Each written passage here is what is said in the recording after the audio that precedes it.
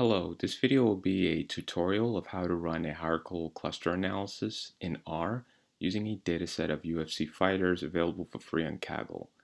I will describe the research objective, then I'll go over the R code of how to clean the dataset and run the analysis, as well as describe the analysis, and finally I'll review the results and discuss the limitations. So let's first take a look at the dataset, which I already loaded into the global environment. As you can see, each row represents a specific fight that happened, the fighters involved, the referee, the date the fight took place.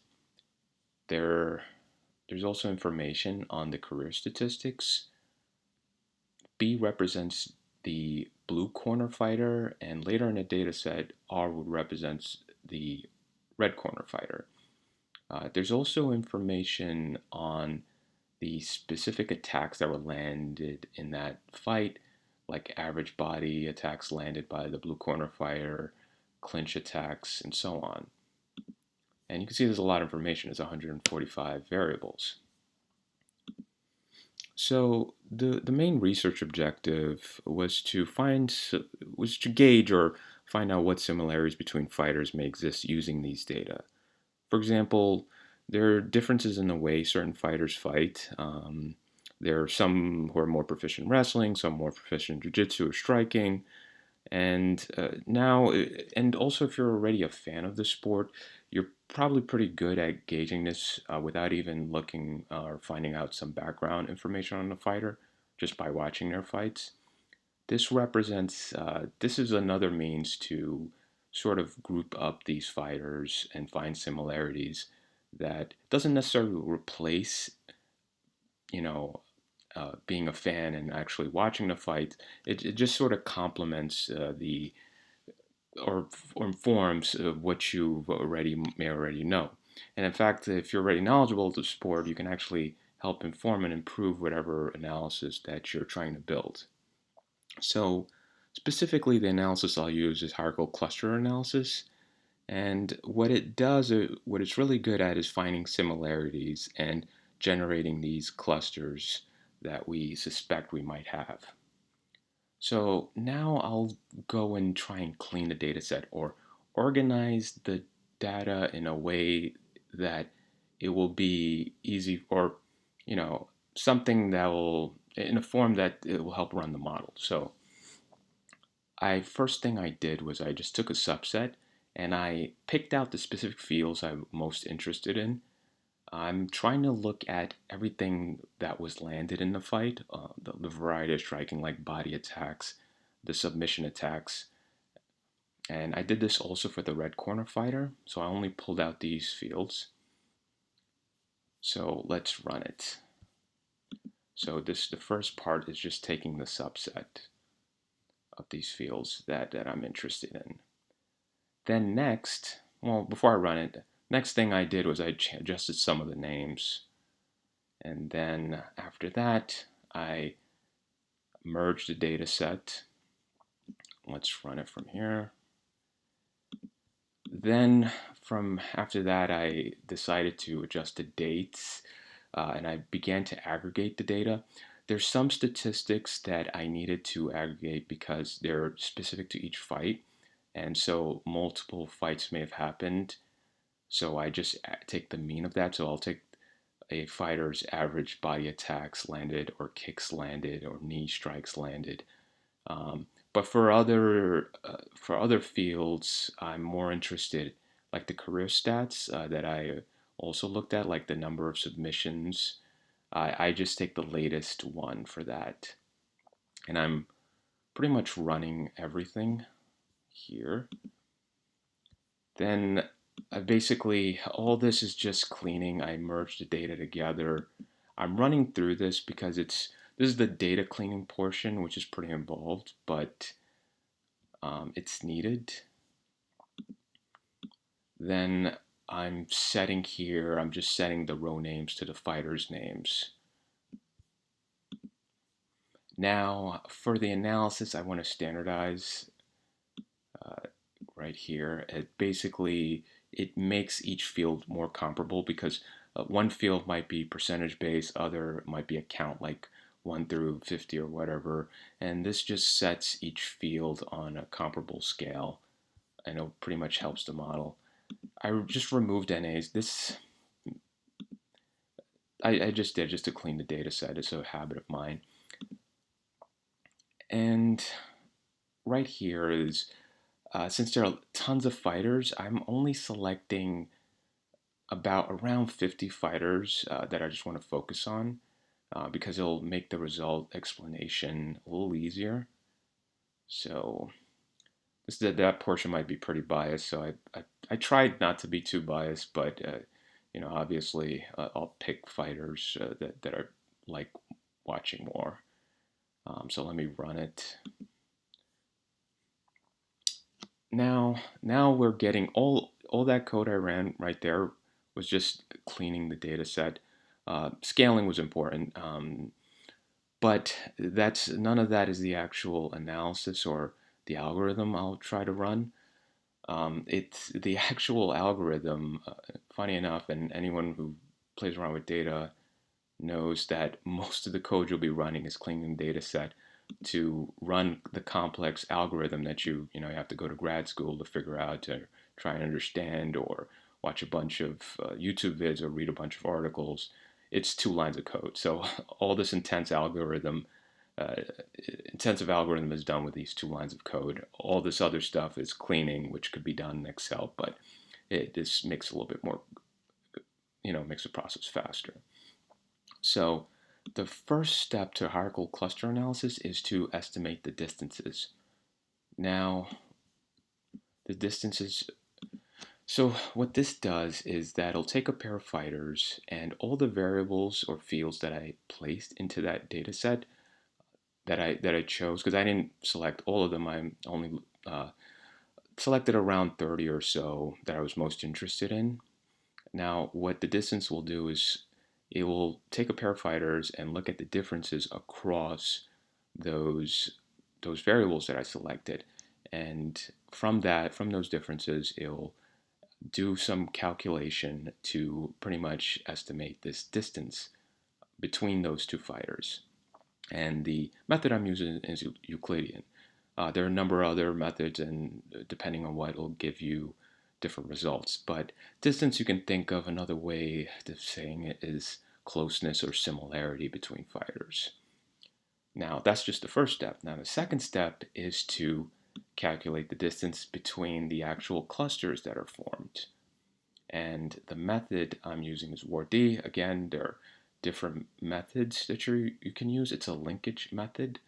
And depending which one you use, it'll give you different results. For this one, I'm using WARD. And also, for the first step, I'm using the dist function to get distances.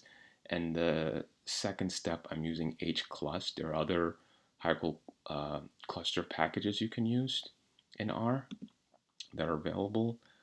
Um, yeah, so the ward methods. So let me quickly describe it.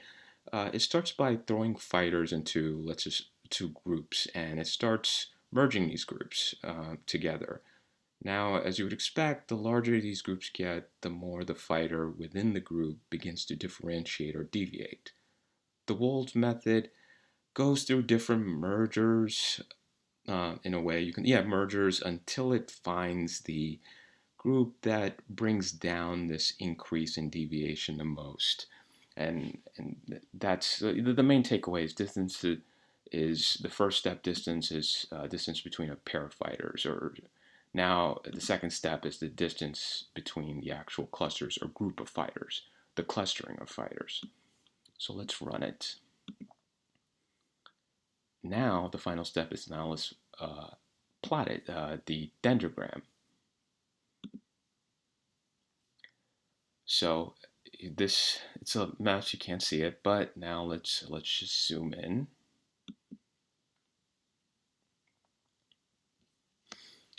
Okay, so this is the dendrogram chart, and what it does, well, first on the y-axis is the height. You can think of it as the average distance between clusters at specific points, and on the and you can see here on the horizontal, they're they're all the fighters, and the specific groupings. And let's go over them from left to right. You can you can see the first two grouping, Israel Adesanya and Jermaine Durandame. Uh, these fighters are pretty close. And however, a better way to look at it before we actually go through all the fighters, I'm sorry, is to just look at it from the top down. As you can see here, you can actually just, all the fighters, they're actually split here. So you can actually think of this as one cluster on the left and another cluster on the right, depending on the stage you want to look at it in terms of height. You can see here those two clusters. And when you take another step, a couple of steps down, you can see that it starts to break down again. And there's 1, 2, 3, 4. You can argue 5, 6, 7, groups down here.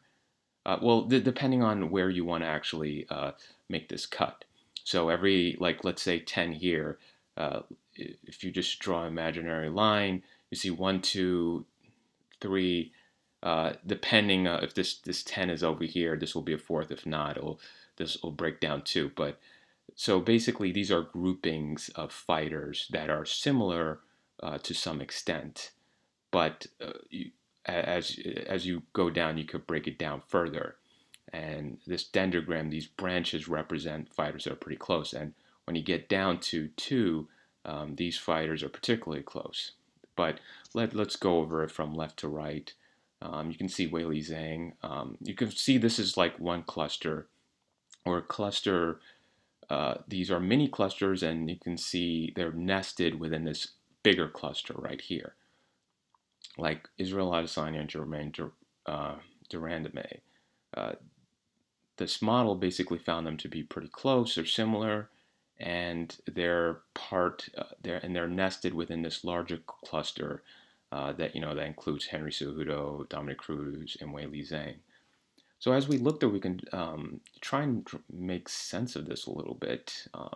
Well, the first thing Israel Adesanya and Jermaine Durandame, they do have a kickboxing Muay Thai background, so they're across the variables that we looked at, a lot of it was strikes. So it makes sense that their output was pretty similar.